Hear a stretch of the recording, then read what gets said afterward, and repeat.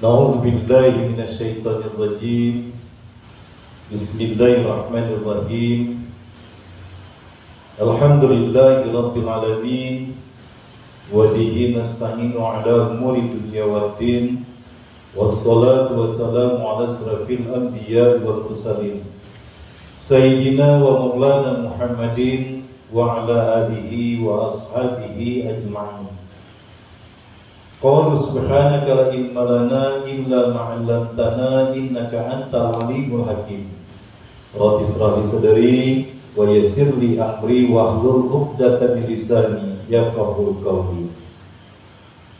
Rabbi yassir wa la tu'assir bitammin bil khair. Ya Fattah ya Alim iftah qulubana barakal ya karim. Qala musannif rahimahullah ta'ala wa ada manafa'ana bihi fi daraini wa la hawla wa la quwwata illa billahil aliyyil azim. Wa la hawla wa la quwwata illa billahil aliyyil azim. Wa la hawla wa la quwwata illa billahil aliyyil azim. Bismillahirrahmanirrahim.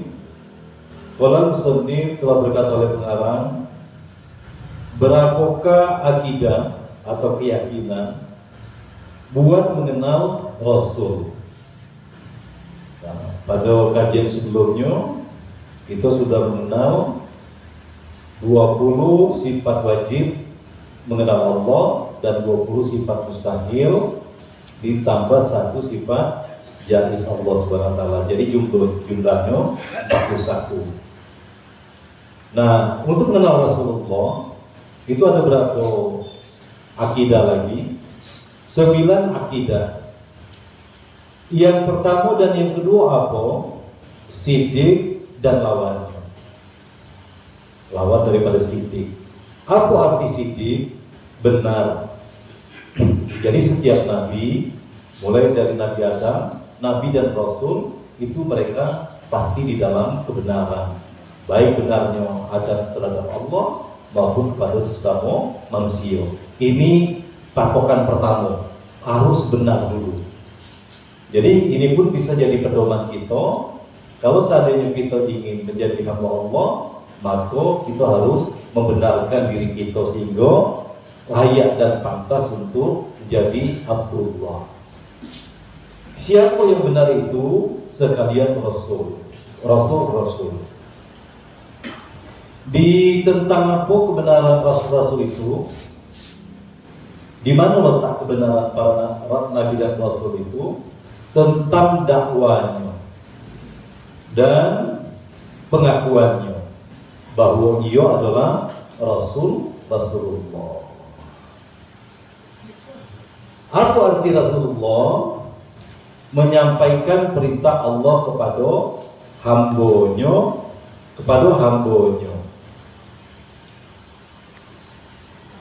Di tentang apa?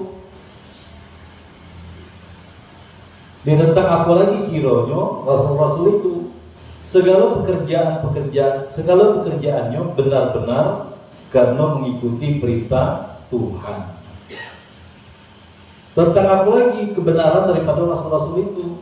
Apa yang diperintahkan kepada umatnya, itu benar-benar perintah itu dari Tuhan, bukan berasal daripada dirinya sendiri. Tapi di dalam dia bekerja, di dalam dia berbuat, itu memang betul-betul mengikuti daripada apa yang diperintahkan oleh Tuhan. Di mana kita tahu bahwa Rasul itu benar. Di mana tahunya? Kalau sekiranya Rasul itu tidak benar, mesti dusta. Kalau tidak benar, pasti dusta. Apa salahnya? Kalau Rasul itu dusta, mustahil para Rasul itu dusta. Karena mereka menyampaikan apa yang diwahyukan oleh Allah untuk disampaikan kepada umatnya. Apa jalannya mustahil? Rasul-Rasul dusta. Karena jikalau Rasul-Rasul dusta, niscaya Tuhan pula jadi dusta juga. Pasti Tuhan juga dusta. Kenapa? Jadi sampaikan apa yang disampaikan Tuhan kepada para nabi dan para rasul itu. Kalau nabinya dusta, pasti Tuhan juga dusta. Bagaimana jalannya? Kalau Rasul dusta, Tuhan pun ikut pulau jadi dusta. Karena Tuhan telah menjamin kebenaran Rasul-Rasul di dalam segala pekerjaannya, di dalam segala perbuatannya. Di mana kita tahu jaminan Tuhan itu ada? Dengan keterangan yang dikaruniakan Tuhan kepada Rasul-Rasul itu. Apa itu? Keterangan mukjizat namanya. Jadi para nabi, para rasul untuk membenarkan daripada perbuatannya itu dikarunia Allah mukjizat. Lantas bagaimana dengan orang-orang yang setelah nabi? Kalau untuk orang-orang mukmin, orang para wali itu namanya karomah, untuk membenarkan daripada apa yang diucapkannya. Kemudian untuk orang-orang mukmin yang soleh-soleh itu dikaruniakan Allah namanya ma'unah. Nah, untuk semua orang yang mungkin menunjukkan kelebihan itu namanya istidrak. Nah, kalau kita ini mudah-mudahan Allah karuniai ma'unah, kelebihan-kelebihan yang Allah anugerahkan kepada orang-orang yang memang benar di dalam penghambaan. Apa itu keterangan? Apa itu mukjizat? Suatu hal yang sangat ganjil, yang sangat aneh, yang dikhususkan Tuhan buat para rasul. Apa gunanya itu mukjizat? Tanda kebenaran rasul. Kebenaran apa? Bahwa mereka itu Rasulullah sebenar-benarnya. Kalau di masa kita sekarang ini serupa dengan apakah itu mukjizat? Serupa dengan besulap. Tangan kosong masukkan ke kantong, dari kantong keluar berbagai-bagai, seperti orang besulap.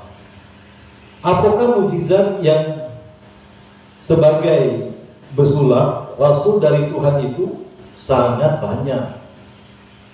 Mukjizat yang dikaruniakan kepada para nabi, para rasul. Adakah atau tidak sekarang ini mukjizat yang masih ada? Ada. Yang manakah itu? Saya tidak kenal. Mukjizat yang ada sampai sekarang ini yaitu ialah Quran yang maha mulia. Tapi apa daya? Mukjizat yang Allah tinggalkan sama kita, tidak kita bisa ngambil manfaatnya. Kenapa?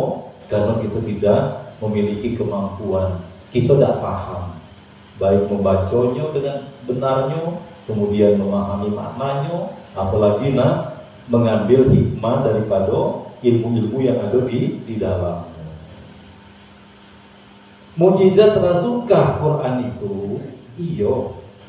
Quran itu mukjizat Nabi Muhammad Sallallahu Alaihi Wasallam. Nabi berpesan, siapa yang berpegang teguh kepada dua mukjizat peninggalanku, maka dia akan selamat. Apa itu? Mukjizat dan Al-Quran dan Al-Hadis. Cobalah terangkan sedikit. Tidak ada seorang pun yang bisa menyusun yang seperti susunan Quran. Jadi Allah pernah menantang, silakan bersatu jin dan manusia untuk membuat satu kalimat yang seperti kalimat Al-Quran. Pasti tidak akan mampu. Nah, dari mana kita bisa mengambil pelajaran? Berhubung kita masih di bulan Rajab, ketika Rasulullah keesokan harinya itu menyampaikan bahwa tadi malam beliau sudah melakukan perjalanan Isra dari Masjidil Haram ke Masjidil Aqsa, kemudian Mi'raj ke Sidratul Muntaha. Pagi hari ingin menyampaikan 1400 tahun yang lalu, ini tentu suatu cerita yang sangat tidak masuk akal. Jangankan dulu, sekarang pun juga tidak masuk akal. Bagaimana seseorang bisa menempuh perjalanan yang jauh, yang membutuhkan waktu berpuluh-puluh tahun, hanya dilakukan dalam semalam. Dan Rasul pun ketika ingin menjelaskan, dia juga bingung bagaimana mau menjelaskannya. Sehingga pamannya Abu Jahal itu, nah itu dikumpulkannya penduduk Mekah itu. Nah, tengok nih, keponakan aku inilah tambah ngawur, kata dia. Keponakan aku inilah yang selama ini kita dengar cakapnya yang indah, ini kita ngawur. Nah, coba Muhammad, betul pada malam pergi ke Aqsa, betul. Kemudian kau naik lagi ke langit sampai ke Sidratul Muntaha, betul. Nah, coba angkat kaki kau siko. Diangkatnya kakinya siko. Nah, coba angkat siko lagi. Jatuhlah paman, kata dia kan, kata Rasulullah. Itu kau nak pergi ke langit. Pakai apa? Kendaraan yang paling canggih pada waktu itu cuma kuda. Nah, untunglah Al-Quran datang di dalam surat Al-Isra menjelaskan Subhanallazi asra lailan min bi'abdihi lailan minal masjidil haram ilal masjidil aqsa. Dari mana kita bisa tahu Al-Quran itu menjawabnya dengan tepat dan pantas? Orang Mekah pada waktu itu mereka sudah memiliki kemajuan di bidang ilmu pengetahuan. Di dalam berbahasa ini mereka bisa mengalahkan Yunani. Saking hebatnya daripada pemikiran orang-orang Arab pada waktu itu.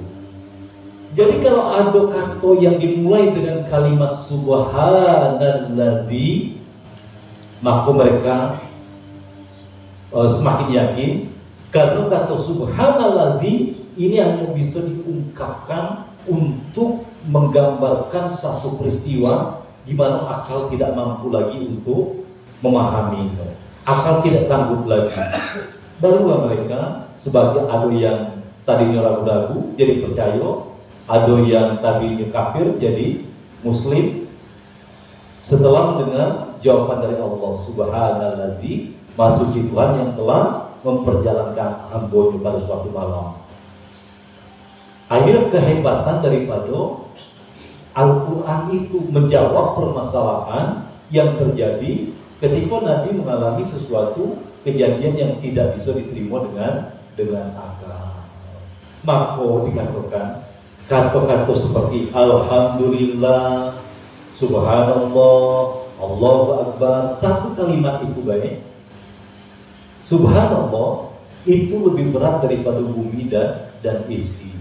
Tetapi karena kita kurang keyakinan kita dan kita tidak paham makna dari kalimat itu, sehingga kita sepele terus, anggap remeh. Subhanallah lebih berat daripada bumi beserta isinya. Bayangkan satu kalimat itu. Alhamdulillah. Karena nanti setiap kalimat itu kalau dibongkar itu kandungannya luar biasa.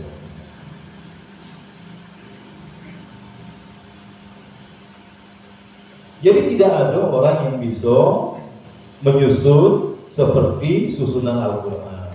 Susunan apanya? Bagus bacaannya dan lengkap maknanya serta sedikit lapasnya.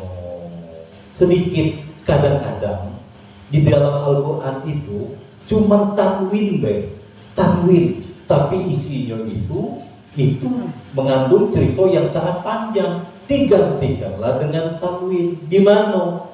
Yauma izin, pada hari itu. Hari itu hari apa? Mesti harus dicari. Apa yang akan ternyata di situ? Kisah yang sangat panjang tentang hari kiamat. Tapi supaya redaksinya tidak bertele-tele, reaksinya tidak terlalu panjang, maka digantikan dengan tanwin. Tanwinnya ini adalah tanwin iwat namanya. Nah, kita tidak tahu apa fungsi tanwin, kenapa ada panjang di situ, kenapa ini pendek, ada rasio galau. Kenapa pakai aduh ya mati atau apa? Tidak ada maknanya bagi kita. Alhamdulillahi Rabbil Alamin. Kenapa dipanjangkan? Apa isinya? Ar-Rahmanir Rahim. Apa dah? Ar-Rahmanir Rahim. Gitu baik tidak? Karena maknanya akan sangat dangkal kalau seperti itu. Malik Yaumiddin.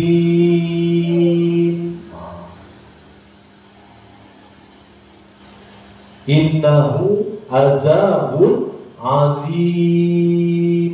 Panjang. Ini memang ngaji langsung sorok lah kalau tidak dapat pemandangan yang lebih indah, yang lebih luas. Kalau tidak kambing gitu, kambing. Yasin baru baca Yasin tadi, tidak tahu dikata-katui. Yasin, ya-nya ya apa, sin-nya tu sin apa, siapa yang dipanggil.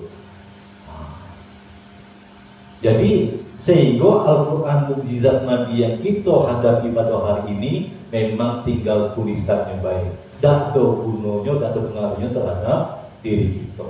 Nah, tapi kita berangsur-angsur mulai dari memperbaiki bacaan kita, kemudian memahami daripada maknanya. Kalau orang yang menempuh menghafal dia 30 juz, itu masih nak balik ke pangkal lagi dia untuk memahami kaidah-kaidahnya dan memahami makna-makna yang terkandung di dalamnya. Mudah-mudahan di sisa umur kita ini Allah bangkitkan diri kita sehingga walaupun cuma satu ayat walaupun satu huruf tapi kita betul-betul kenal dengan yang kita hadapi itu.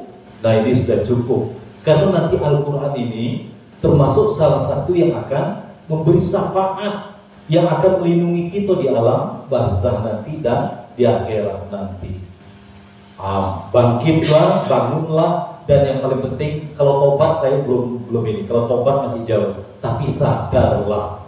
Kalau tidak sadar-sadar juga, mintalah pertolongan kepada Allah. Apalagi keganjilannya Quran itu, atau keanehannya, atau kehebatannya, segala hukum-hukum agama Islam ada di dalamnya.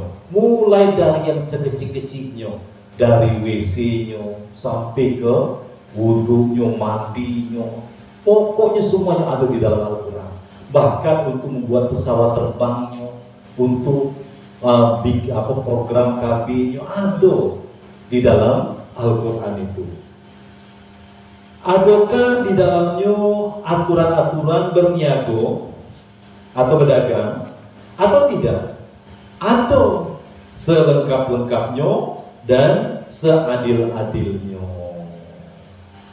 Jadi di dalam berniaga yang sering kita sampaikan, usahakan walaupun sekecil apapun yang kita bertransaksi, mungkin cuma beli permen harganya 1.000, jangan lupa untuk melepaskan daripada akad jual beli. Saya beli Pak Yo, saya jual tadi kata dia.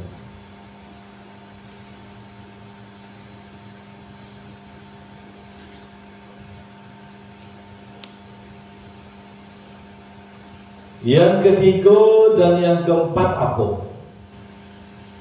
Jadi yang pertama sidik dan lawannya, lawan sidik itu dusta. Yang ketiga dan yang keempat amanah dan lawannya. Apa arti amanah dan lawannya? Kepercayaan. Siapa yang kepercayaan itu? Sekalian Rasul-Rasul. Kepercayaan siapa Rasul-Rasul itu? Kepercayaan Tuhan Rabbul Alamin. Ada yang mati. Apa maknanya itu? Alamin. Aku dah alamin deh. Tak pendek deh. Ini alamin. Loncat. Guru. Loncat. Ya, balik ke 5. Balik ke 5 depan lagi. Belakang lagi. Iya, ke belakang. Oh, aku lagi ini ya. Oh iya, loncat. Kalau ada tandonya di sini loncat. Apalagi yang ada di dalam Quran, warta berita pengisi dunia di zaman dahulu kala. Apalagi pelajaran untuk kebahagiaan kita di masa itu. Wajar kalau saat itu kita tidak bahagia. Kenapa? Karena tidak ada pedoman hidup. Hilir mudi, kejar sana, kejar sini. Seolah-olah dapat, tetapi pada akhirnya yang ditemui adalah kekecewaan. Apalagi pelajaran-pelajaran untuk keselamatan kita di kemudian mati. Ya, ini kita nih lah dekatnya nih baca soal mati. Dari mana tahunnya dekat? Tahun lah berganti, hari lah berganti, pulau minggu berganti minggu. Berarti kuburan kita sudah semakin dekat. Kuburan kita tidak berapa lagi. Apalagi sangat banyak sekali. Bahkan kalau seandainya ada yang nak mencoba-coba membongkar atau mensyarahkan daripada Al-Quran ini, hidup yang sekali ini mati, dihidupkan lagi, mati lagi, tidak akan mampu untuk membongkar semuanya daripada apa yang terkandung di dalam Al-Quran.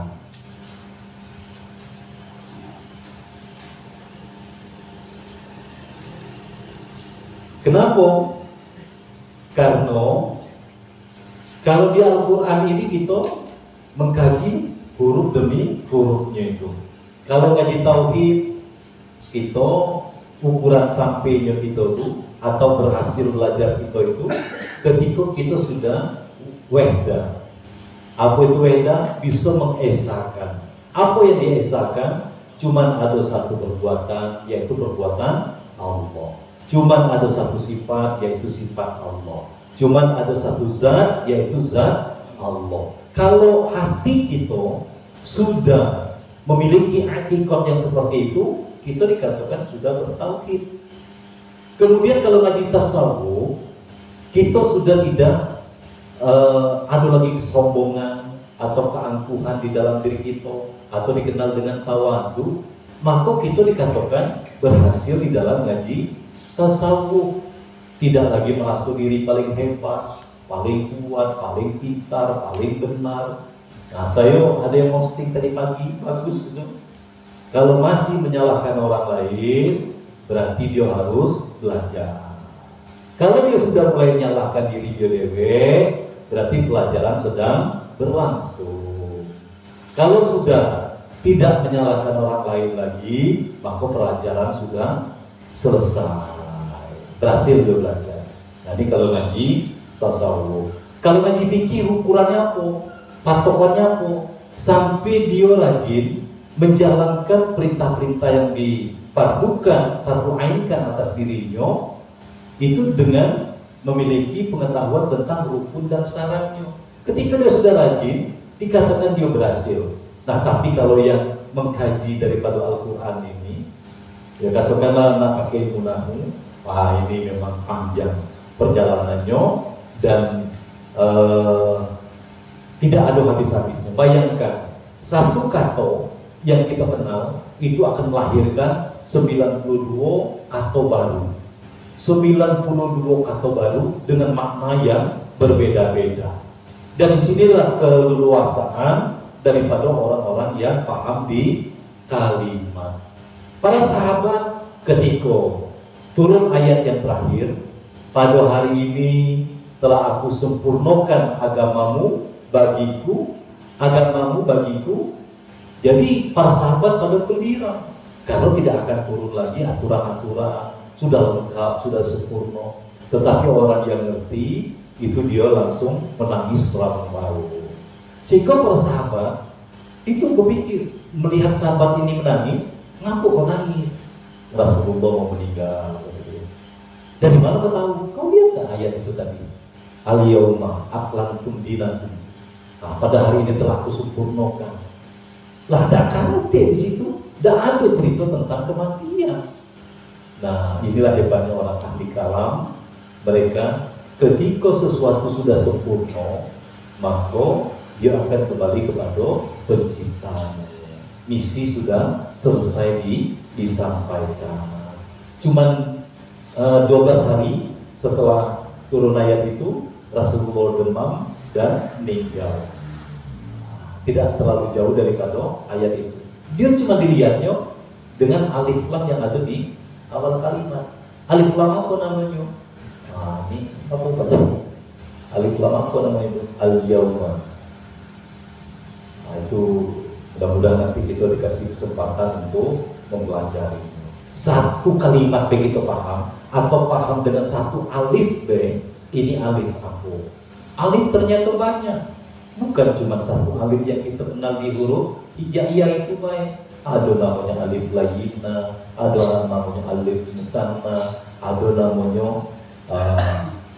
hamzah kok namanya macam-macam. Ada hamzah alif jama namanya, ada alif ziyadah nanti namanya.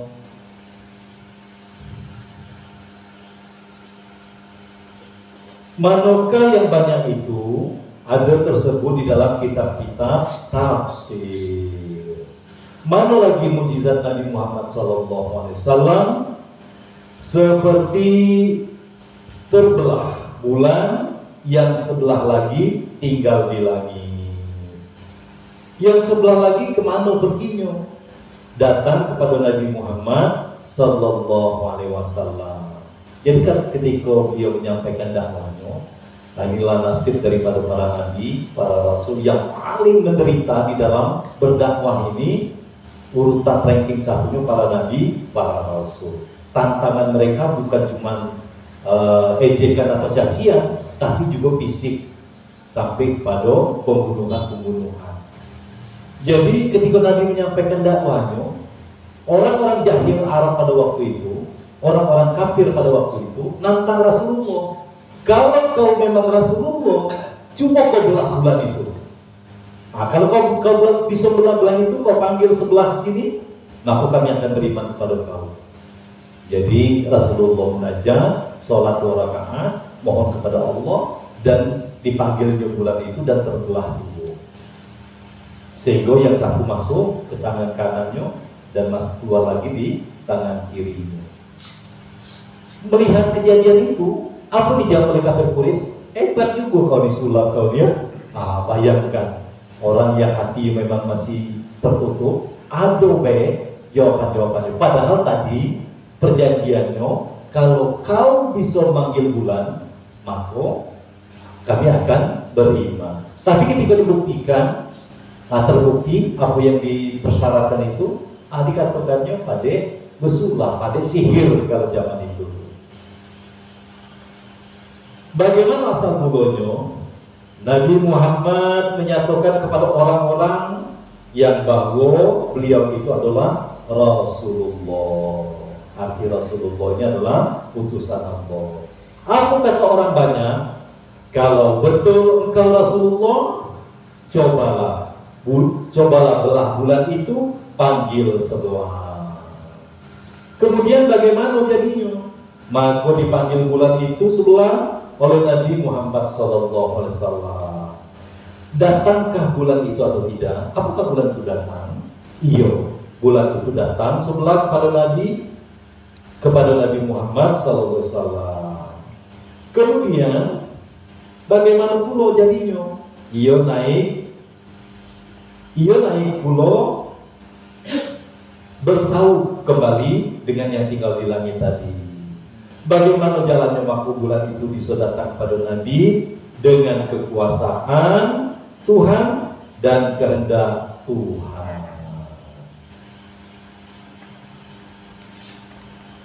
Karena apa bulan itu didatangkan Tuhan kepada Nabi Muhammad SAW, jadi keterangan, jadi bukti, jadi dalil bahwa Nabi Muhammad benar-benar Rasulullah. Cobalah terangkan lagi yang bahwa Rasul-Rasul itu tidak dusta. Kalau Rasul-Rasul itu dusta, niscaya Tuhan ikut jadi dusta juga. Apa salahnya? Tuhan itu dusta? Mustahil Tuhan dusta. Maha suci Tuhan daripada sifat-sifat kecelaan. Maha suci Tuhan daripada sifat-sifat kekurangan. Tuhan mustahil dusta. Apa mestinya? Mestilah Tuhan itu benar dengan sebenar-benarnya. Tanda apakah Tuhan itu mesti benar sebenar-benarnya? Tanda benar Tuhan atas kebenaran Rasul-Rasul. Tanda apakah jaminan Tuhan itu benar? Tanda sungguh Rasul-Rasul itu benar dengan sebenar-benarnya. Benar itu apa lawannya? Dusta. Bagaimana menyebut dusta? Kazibun. Apa makna kazibun? Dusta. Apa hukumnya dusta pada Rasul?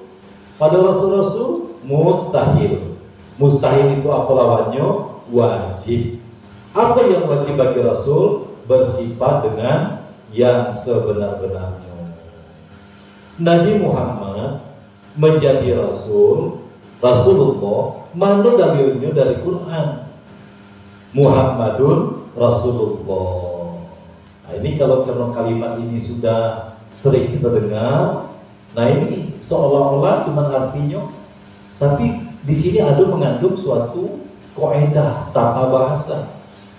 Nah, tengok bagaimana cara pengarang kitab ini memaknai Muhammadun Rasulullah. Apa maknanya? Bermula. Mana kata-kata bermulanya itu di mana? Nah, inilah yang dimaksud dengan mempelajari, memahami ilmu alat, yaitu ilmu nahwu dan sorof. Dari mana kata-kata bermula? Padahal kalimat pertama Muhammadun, kemana baik pergi? Muhammadun ini tetap Muhammadun. Muhammadun. Biar di Afrika, biar di Amerika. Nah, tapi maknanya muncul. Ini menunjukkan orang ini dia ahli di dalam ilmu kalam. Bermula Nabi Muhammad itu iyalah, pakai iyalah. Padahal di sini juga ada kata. Inilah kaidah di dalam memahami firman Allah dan hadis Rasulullah. Iyalah Rasulullah. Kalau kita suruh maknai Muhammadur Rasulullah, apa? Muhammad Rasulullah, kayak gitu bela bisanya. Tapi tidak ada makna, tidak ada kaidah, tidak ada sesuatu yang bisa kita ungkap lebih, karena kita tahu Muhammad ini pasti Muhammad, Rasul ya Rasul, Allah ya Allah. Nah, tidak ada lagi yang bisa kita ungkap dari dalam ini. Tuhan benar, Rasulullah pun benar pula.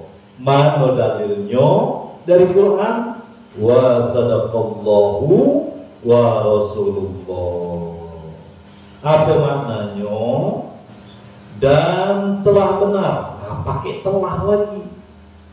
Padahal arti sidik itu tadi benar. Ngapa pakai telah? Ngapa kiri kerubuya? Wa sadaqo. Ngapa pakai telah? Karena sadaqo itu adalah fi'il madi. Cara memaknai fi'il madi, maka dia pakai kata kalau telah. Dan telah benar Tuhan dan Rasulnya. Ini ke halaman 6, halaman lagi. Halaman 7.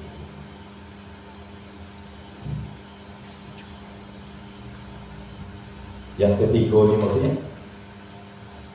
Yang ketiga dan yang keempat, ya? Yang ketiga dan yang keempat itu apa? Amanah dan lawannya. Apa arti amanah? Kepercayaan.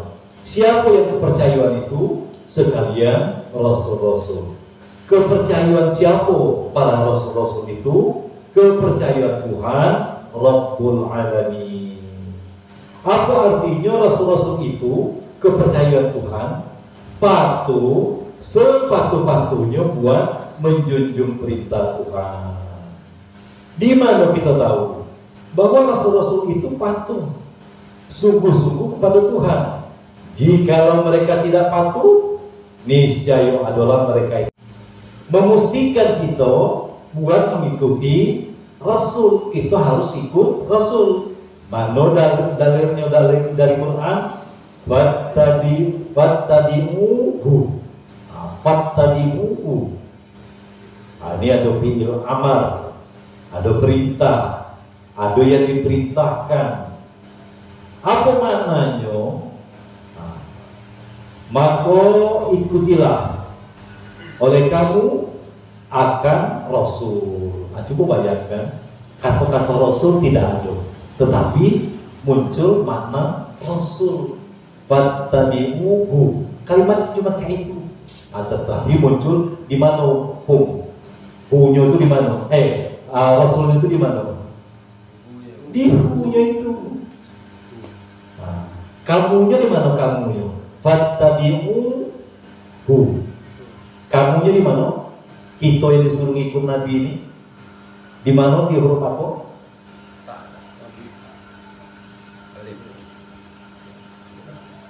Buya? Di mana ain? Fattabi'uhu. Wow. Di waw. Kamunya itu waw jama, itu waw jama. Fattabi'uhu. Apa salahnya Tuhan menyuruh kita melanggar perintah? Tuhan tidak menyuruh kita buat melanggar perintah. Ini hati-hati, ketika kita tidak mampu melaksanakan perintah, jangan salahkan Tuhan. Ini kadang-kadang kita salah pakai tauhid. Ngaku tadi malam dan ngaji, kan Tuhan yang ngajikan, aku udah ngaji. Cuma ada satu perbuatan Allah.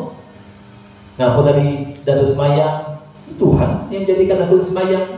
Ngaku tadi maling, Tuhan jadikan aku maling. Hadis buruk adab namanya, kurang ajar kalian seperti ini. Jadi memang hakikatnya iya, tetapi adab kita terhadap perbuatan Allah itu ketika kita melanggar perintah, ketika kita melanggar sesuatu yang dilarang oleh Allah, maka adabnya adalah kita akui itu sebagai kelalaian dan kealpaan kita, karena kejahilan kita. Karena Tuhan tidak pernah merintahkan untuk meninggalkan perintah. Mana tuh tinggalkanlah sembahyang dan jangan puasa, dakati perintah yang seperti itu. Bagaimana yang mestinya menyuruh kita buat mengikuti perintahnya? Mana dalilnya dari Quran? Ati'ullah. Apa maknanya? Taatilah oleh kamu sekalian akan Tuhan. Tuhan menyuruh taat kepada kita. Tanda apakah itu? Tanda Tuhan tidak menyuruh kita buat melanggar perintahnya. Tuhan tidak menyuruh kita buat melanggar perintahnya. Tanda apakah itu? Tanda Rasul-Rasul tidak melanggar perintah Tuhan. Rasul tidak melanggar perintah Tuhan. Tanda apakah itu? Tanda sungguh Rasul-Rasul itu bersifat dengan amanah. Apa lawan amanah? Khianat. Apa arti khianat? Melanggar perintah. Melanggar perintah Tuhan, apa hukumnya? Pada Rasul-Rasul mustahil. Mustahil apa lawannya? Wajib. Apa yang wajib mesti ada pada Rasul-Rasul itu? Bersifat dengan amanah atau kepercayaan.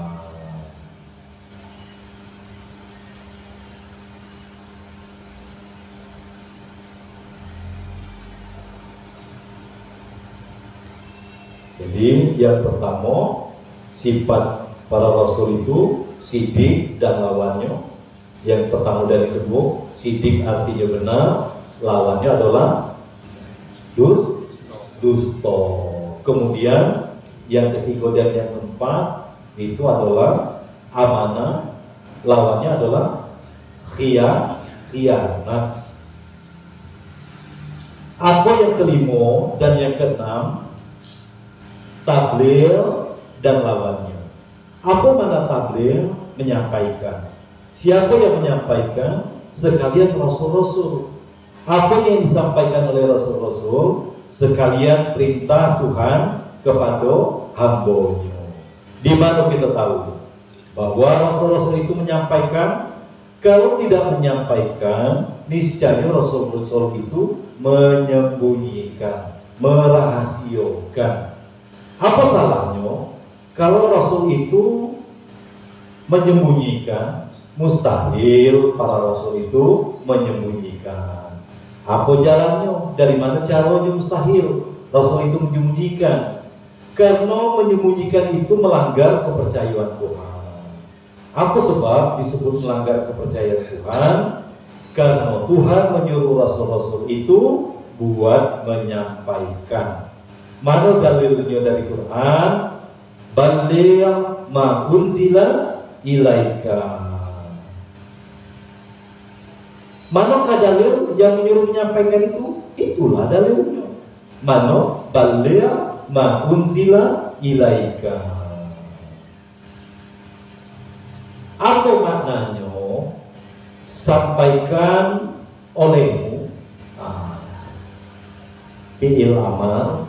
Di dalam fi'il amal ada domir apa? Perintah. Baligh.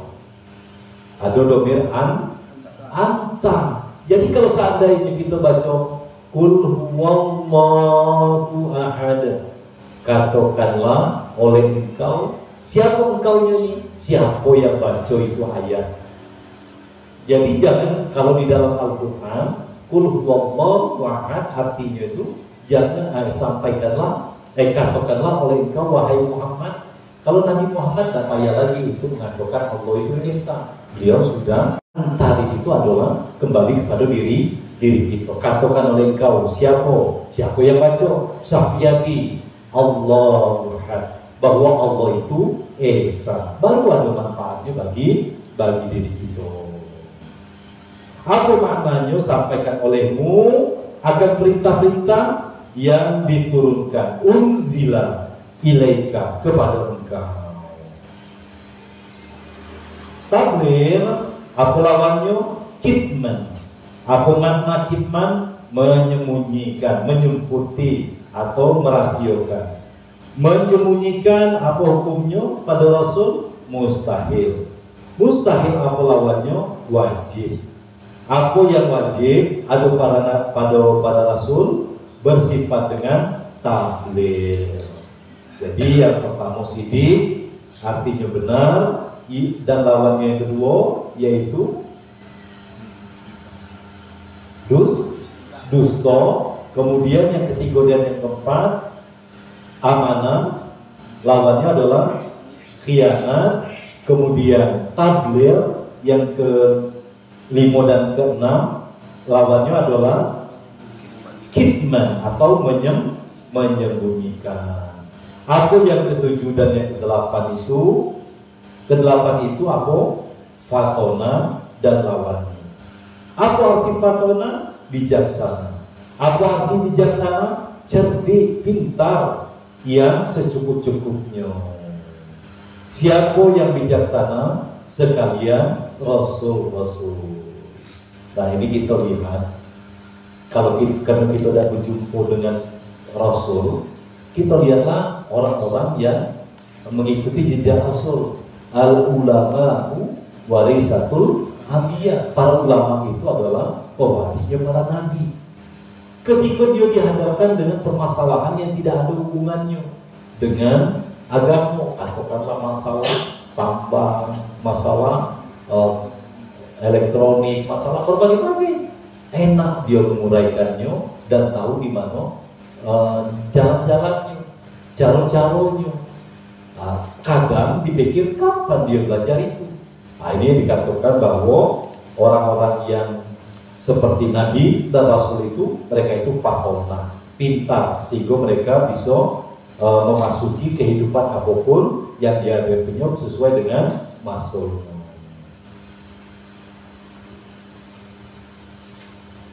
Bagaimanakah kebijaksanaan Rasul-Rasul itu?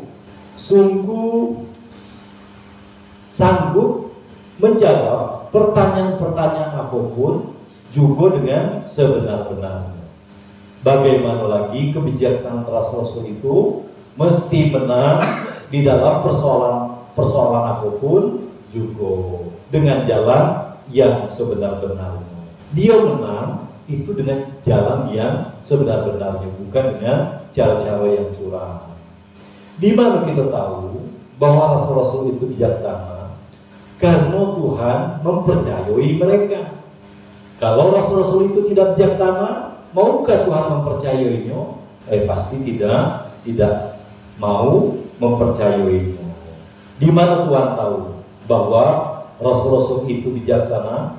Karena Tuhanlah yang menjadikan mereka bijaksana. Mana dalilnya dari Quran bahwa Rasul-Rasul itu bijaksana? Wajadilhum billati hiya ahsan. Apa maknanya? Dan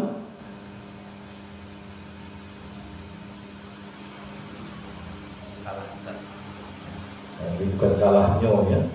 Dan kalahkan olehmu, diganti B itu nyonyo itu, bukan nyo. Dan kalahkan olehmu akan mereka itu dengan keterangan yang sebaik-baiknya. Bijaksana apa lawannya? Bodoh. Bagaimana menyebutkan bodoh? Bila datun. Bodoh, apa hukumnya pada Rasul? Mustahil. Apa lawan mustahil? Wajib. Apa yang wajib mesti ada pada Rasul-Rasul itu? Yaitu fatona. Nanti kita selesaikanlah biar tuntas pengenalan kita terhadap Allah dan Rasulnya. Apa yang ke-9? Jawazul a'radil basariyah. Apa arti jawazul a'radil basariyah? Harus berperangai seperti perangai manusia. Jadi Nabi itu kayak gitu nih, makan, begawi, mencari, berkeluarga, tidur, sakit. Ini sifat-sifat basyariah. Maka terkadang orang sulit untuk mempercayainya. Kenapa? Ya kita tahu, bahkan mungkin sebantal sama dia, tidur sama dia, perangainya kayak kita lah. Kalau di dalam kita mengenal wali, lebih susah kita mengenal waliullah itu dibandingkan mengenal Allah Subhanahu wa Ta'ala. Kalau Allah sifat-sifat dan asma-asmanya jelas. Kalau para nabi ini ditutupi dengan sifat-sifat basyariah. Kadang sakit, kadang lapar, kadang menderita.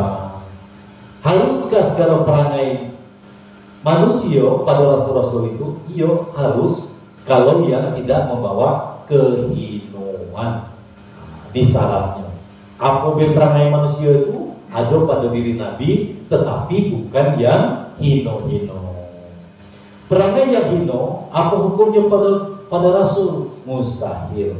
Apa sebab mustahil? Karena Rasul-Rasul itu kepercayaan Tuhan. Seperti mana perangai yang tidak membawa kehinoan, seperti makan dan minum daripada yang halal. Seperti mana lagi? Tidur, berjalan dengan sopan. Seperti mana lagi? Seperti beristri dan beranak cucu. Seperti mana lagi perangai yang bisa membawa kehinoan? Seperti makan dan minum dari pada yang haram. Seperti mana lagi? Penakut di dalam jalan benar yang sebenar-benarnya. Seperti mana lagi?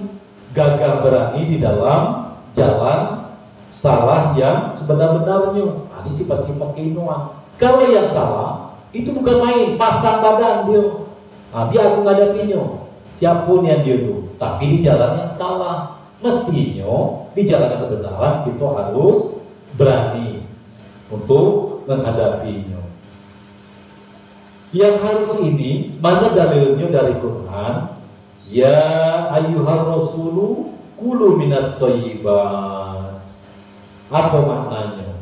Wahai sekalian Rasul, makan oleh kamu daripada yang halal.